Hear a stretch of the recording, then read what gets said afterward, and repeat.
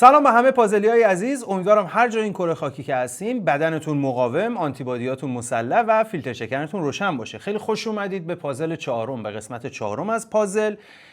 این برنامه به این صورته که من راجع به سمی ترین، داغ‌ترین و وایرال ترین اخبار چه داخل ایران و چه خارج ایران صحبت میکنم و هر کدوم از این موضوعات در قالب یک قطعه از پازله. بریم سراغ قطعه اول. خب بچه‌ها، فصل پاییز هم داره به انتهای خودش میرسه و داره تمام تلاشش رو میکنه که یک ویروسی، یک بیماری به ما بده. اخیراً یک بیماری اومده که ترکیبی از آنفولانزا، کرونا، طاعون، خستگی و بدن درد مزمن غروب جمعه. اسمش هم نمیدونم، آنفولانزای پرومکس نه، اسمش نمیدونم، آنفولانزای خاری خارداری، همچین چیزی من توی اینترنت میخوندم. خلاصه خیلی مراقب باشید، بچهای سنپایین رو میگیره، بچهای مدرسه‌ای رو میگیره. و درمانش چیه؟ درمانش فقط پرتقاله. حالا شاید با خود بپرسید چرا فقط پرتقال؟ این ویدیویی که اینجا میاد روی صفحه رو ببین. ببین به این میگن رنگاوری. میبینی رنگو؟ اشتباهه، کار اشتباهه، ولی دیگه عرف شده این داستان. بار از اونجا که میفته، دوربین اونور نشون بده، از قسمت به قول معروف بار شسته میشه میفته تو وان رنگاوری. دما رو نشون بده، تو دمای 48 درجه بار اینجا داره رنگ میخوره، یعنی 5 دقیقه میمونه داخل دمای 48 درجه تو این رنگ. پرتقال اینجوری رنگ میگیره میره. یعنی شما وقتی این پرتقالو میخوری، هر ویروسی وارد بدنت بشه همون اول میگه آقا خداحافظ من رفتم. تو به تنهایی برای کشتن میزبان کافی. خلاصه دوستان، خیلی مراقب خودتون باشید، تنتون به ناز طبیبان و میوه فروشان نیازمند نشه. بریم سراغ پازل بعدی. سازمان امور اجتماعی اخیراً یک آماری منتشر کرده که اومده گفته 25% از افراد جامعه از شرایط کنونی راضی‌اند، 75% هم ناراضی‌اند. اول که خبر رو خوندم شک کردم، گفتم شاید اون اعشار اشتباه گذاشته، 2.5% راضی‌اند بقیه ناراضی. دوباره بیشتر دقت کردم، گفتم شاید 25 نفر راضی‌اند بقیه ناراضی، ولی در نهایت به این نتیجه رسیدم که واقعیه، 25% راضی‌اند، 75% که خود من شامل اون 75%م ناراضی. حالا من کار ندارم که این 25% یا کیا هستن. میخوام الان بهتون بگم یک سری تفاوت‌ها بین ما 75% و 25% بگیم که هر جای شما اینا رو دیدید دیگه متوجه بشین اینا اون از ما بهترون‌های 25%. از صبح شنبه شروع میکنیم. ما 75% ها وقتی از خواب بیدار میشیم، با تپش قلب، ضربان قلب از خواب بیدار میشیم، سریع گوشیمون رو چک میکنیم، قیمت دلار چی شده، طلا چی شده، نمیدونم ترامپ چی گفته، آیا جنگ شده یا نه. ولی اون قشر 25% در ویلای خودشون، در پنت هاوس خودشون بیدار میشن، پرده برقی رو میزنن میره کنار، ویو ابدی میبینن و تنها دغدغه‌شون اینه که با پورش سوارشن یا با لنکروز، کدومشون با رنگ جورابشون ست میشه. حتی ما تفریحاتمون هم با هم دیگه متفاوته. تفریح ناسالم ما اینه که یه آخر هفته یه تعطیلاتی با دوست و رفیقا بشینیم، یه تپه‌ایکی بزنیم، یه سلامتی بزنیم، یک کنج تاریکی پیدا کنیم، یه پارک خلوتی پیدا کنیم، بکشیم زیرش، به در و دیوار بخندیم. تفریح ناسالم اونا اینه که موزیک تکنوشون رو پلی کنن، یه سینی بیارن، یه پودری روش باشه، یه کارت بانکی روش باشه. آره دیگه، حالا ما نمیخوایم اینا رو یاد بچه‌ها بدیم، اونا تفریح اونها.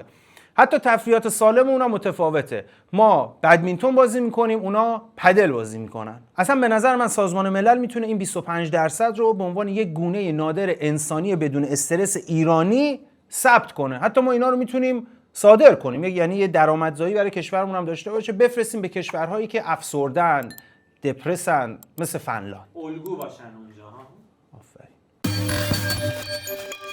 زرد باش تا کامروا شوی، زرد باش تا وایرال شوی، زرد باش تا دیده شوی، زرد باش تا پولدار شوی. این شعار همیشگیه یه سری از این مجریهای برنامه‌های تاکشو، برنامه یوتیوبی تاکشو که مهمون دعوت میکننه. اخیراً یک برنامه یوتیوبی اومده یه مهمونی دعوت کرده. شما این سوالو من از تو دارم، به نظرت یک استاد دانشگاه دعوت کرده؟ اینطوری که میگی نه. آفرین. به نظرت یک نخبه المپیا دعوت کرده؟ نه. به نظرت یک آتش نشان دعوت کرده که جونش کف دستشه؟ نه. به نظرت آقای رئیس جمهور رو دعوت کرده؟ شاید. اینطوری که میگی. همونم نه. اومده یکی از گندلات‌های شناسنامه‌دار و معروف تهران آورده تو برنامه‌اش. یعنی دیگه ما داریم به یه سمتی میریم که ملاک مهمان ویژه بودن دیگه اون مدارک دانشگاهی و علمی و پژوهشی نیستش. ملاک تعداد بخیه است. ملاک تعداد چاقوه. ملاک سابقه و سالهاییه که توی زندان بودیم. یعنی یک جوری با یک پرستیژی جلوی مهمونش نشسته و ازش سوال میپرسه که انگار ایلان ماسک نشسته و دارن راجع به کلونی سازی توی مریخ صحبت میکنن. زندان اون موقع چه شکلی بود؟ زندان دیگه اون زندان قدیم نیست. من مثلا 6 ماه پیشم زندان. برنج تارم، برنج هاشمی، گوشت، تونه کله پاچه، شما هر چی که بخوای هست، نون بربری، نون سنگک، رستوران هر غذایی دوست داری سفارش بدی. خب من زندانی که رفتم، زندانی اون موقع که میرفتم، تونه کلیکا، تونه ماهی، تونه لوبیا، کمپوت آلبالو، کمپوت گیلاس، کمپوت گلابی، سیگارم فقط اشنویجه. الان ماشاءالله انواع اقسام سیگار، وینستون لایت، وینستون نمیدونم چی، ما که سیگاری نیست. 17 سال ما حبس کشیم، سیگار هم نکشیدیم. ولی الان اونطوری نیست. الان زندانم که الان که همه چی داره. خب این که هتله. شورت هفتی صورتی داره آقا مجید. باورت میشه؟ مجریه برمیگرده به مهمونش میگه خب اون راز موفقیت چیه؟ چطوری میتونی قمر رو با زاویه 30 درجه بکوبی؟ اون مهمونم برمیگرده با صدای کلوف میگه خواهش میکنم نفرمایید، قمه بخشی از وجود منه، در امتداد روح منه. من قمه نمیزنم که کسی رو زده باشم، من قمه میزنم که اثر هنری ثبت کرده باشم. ما یک هفته از زندان آزاد شدم.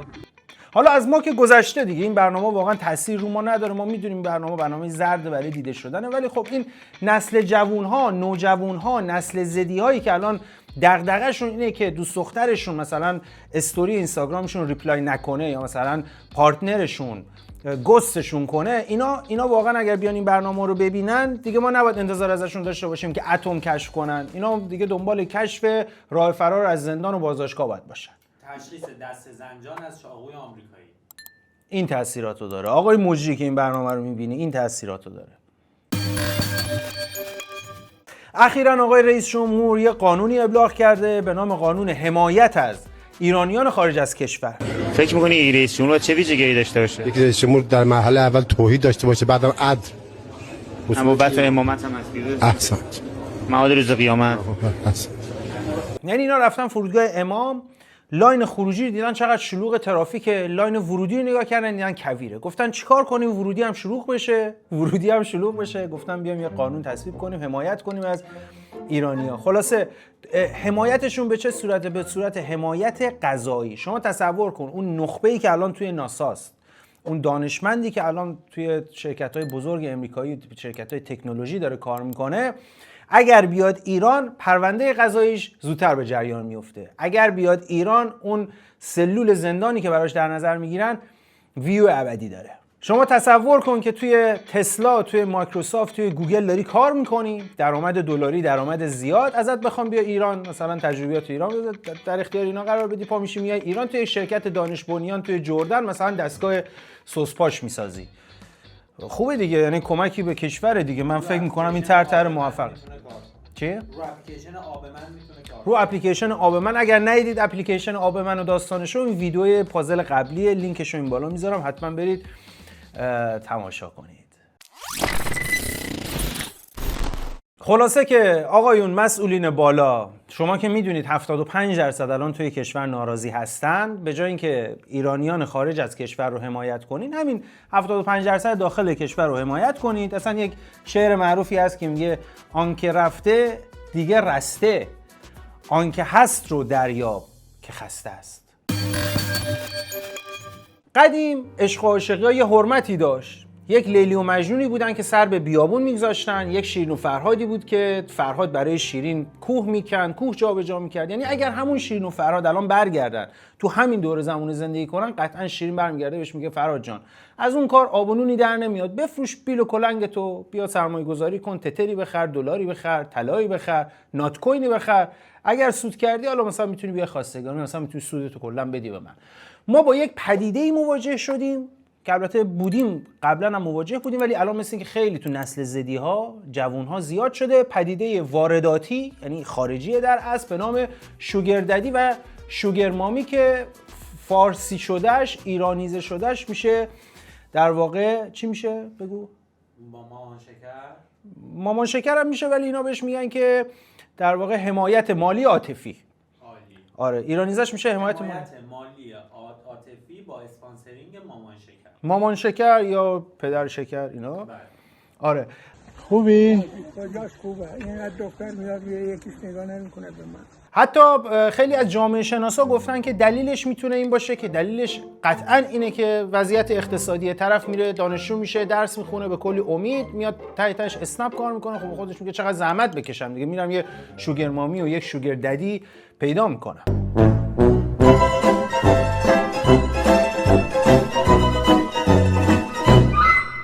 اصلا این کلمه این عبارت حامی مالی عاطفی اینقدر قشنگه که آدم احساس میکنه یه شغل دولتیه یا احساس میکنه که یک خدمات بانکیه، مثلا حامی مالی عاطفی شما بانک تجارت. آره احساس میکنه تو دوران دبستان درسشو خونده اصلا آره یه خیلی یه جوریه. یا حتی میتونیم بهش بگیم ما اینو مثلا بهش بگیم آبربانک متحرک مثلا مهربان، اینا میتونیم ازش بگیم. خلاصه که دوستان روابط این روزها شده مثل بازار بورس ایران، پر تلاطم، پر استرس، پر نوسان، پر حباب. امروز صف خرید، فردا صف فروش. یه ضرب المثل قدیمی هست که میگه ماه پشت ابر نمیمونه. آقای ایلان ماسک اومده این ضرب المثل رو به روز کرده، یه سری تغییرات بهش داده، گفته آقا لوکیشن شما پشت VPN میماند اما پشت رانت خیر. داستان از این قراره که توی شبکه اجتماعی X یا همون توییتر خدا بیامرز یه قابلیت جدیدی اضافه شده که شما میتونید ببینید که هر کاربر کجا داره زندگی میکنه. حالا این در جهت شفاف سازی بوده و حالا یه سری مسائل دیگه، اما نکته خنده‌دارش اینه که توییتر از سال 2009 داخل ایران فیلتره. یعنی شما اگر بخواید از توییتر استفاده کنید باید فیلتر شکن رو روشن کنی. وقتی فیلتر شکن رو روشن کنی شما موقعیت دیگه ایران نیست، نمیدونم آلمان، کاناداست، امریکاست. و در این صورت وقتی با این قابلیت در واقع ایرانی‌ها رو نگاه می‌کنی باید همشون خارج از کشور زده باشه. حالا بعد از اینکه این قابلیت جدید به توییتر اضافه شده، رفتن صفحات یه سری از مسئولین، یک سری از ما بهترون رو بررسی کردن، دیدن همشون زده لوکیشنشون ایران. مگه میشه؟ این در صورتیه که شما بدون فیلتر شکن از توییتر استفاده کنی که اون بتونه لوکیشن تو، مکانت رو دقیق تشخیص بده. اینجاست که اینترنت طبقاتی، اینجاست که اینترنت سفید، اینجاست که اون سیم کارت سفید که احتمالاً همین الان که ویدیو رو روش کلیک کردی رو تامنیل اون سیم کارت سفیده بوده، اینجاست بچه‌ها. یه عده هستن داخل ایران اینترنت بدون محدودیت دارن استفاده میکنن، اینترنت سفید دارن استفاده میکنن. دقیقاً مصداق اینه که مرگ خوبه ولی برای همسایه، فیلترینگ خوبه ولی برای رعیت، برای همون 75% که موجوده. یعنی الان به خود من از این سیم کارتا بدن، سیم کارتایی که محدودیت نداره، خب منم میشم جز اون 25%، راضی میشم. خب بچه‌ها این قطعه از پازل رو خیلی دوست داشتم که بیارم در ابتدای برنامه‌مون، چون از نظر خودم به عنوان یک مجری و گوینده یکی از مهمترین اخباره. اینجوری میخوام شروع کنم که بچه‌ها کارما هیچ موقع آدرس و اشتباه نمیره. 1 سال پیش مثل همین موقع در امریکا در کالیفرنیا یک آتش سوزی عظیم بود و چندین روز و چندین هفته درگیر مهار آتش بودن و خیلی از کارشناسای صدا و سیما و تلویزیون خودمون میومدن اینا رو مسخره میکردن که امریکا زیرساختش مشکل داره، امریکا ناتوانه، امریکا نمیتونه آتش سوزی رو مهار کنه. چه خبره تو کالیفرنیا؟ یعنی این تصاویر آخرالزمانی که داره از این ایالت آمریکا منتشر میشه نماد سوختن اون رویای آمریکاییه. تصویری که پشت من میبینید هالیوود، جایی که رویای آمریکایی رو میساخت حالا داره میسوزه و مشخص شده این تصویری که ساخته شده از آمریکا صرفاً فقط یک تصویر هستش. تو مقامات آمریکایی چرا نمیتونن شرایط رو کنترل کنن؟ چند تا دلیل مختلف داره. یکیش زیرساخت‌های قدیمی آمریکاست. آمریکا کشور فرسوده‌ای. آقای مدیریت دنیا به هر جایی که اراده میکنه لشکرکشی میکنه، هزاران نفر رو آواره میکنه، هزاران نفر رو جونشون رو میگیره. حالا تماشاچی جزغاله شدن زندگی مردم در ایالت کالیفرنیا است. اینی که حالا دارید میبینید در میان مردم آمریکا و حتی در میان سلبریتی های آمریکایی فوش و فضاحت میدن به مقامات آمریکایی که شما بی مصرفید، شما بی ارزید و شما توانایی مدیریت یک آتش سوزی رو ندارید، نمیتونید جلوی اطفای حریق رو بگیرید. شمایی که میدونستید که آمریکا تحت شرایط اقلیمی قرار داره و این آتش سوزی ها ممکنه رخ بده، اما رفتید پول ما رو در جای دیگه هزینه کردید و این ما هستیم که داریم تاوانش رو پرداخت میکنیم. دقیقاً 1 سال بعد حدوداً تو همین ایام جنگل‌های شمال کشور هیرکانی، میراث 40-50 میلیون ساله ما، الان 23-4 روزه داره توی آتیش میسوزه، شاید هم بیشتر، و نتونستن مهارش کنن. قهرمان ما کیه؟ قهرمان ما این ویدئویه، لطفاً نگاه کنید. نترس جانم که دستانم جدا شدنی نیست، دستانم این عشق بمانم. از همین پشت تریبون میخوام بهتون بگم دم اونایی گرم که بدون هیچ ادعایی، بدون هیچ تجهیزاتی دارن میجنگن برای مهار کردن آتیش. دست تک تکتون از همینجا میبوسم. باز دمش گرم کشور ترکیه، کشور همسایه ما، میاد گهگدار یه هلیکوپتر هواپیمایی میده. خلاصه اون آقای مجری که میگفتی کجایی الان؟ بیا آتیشو خاموش کن، بیا راه حل بده.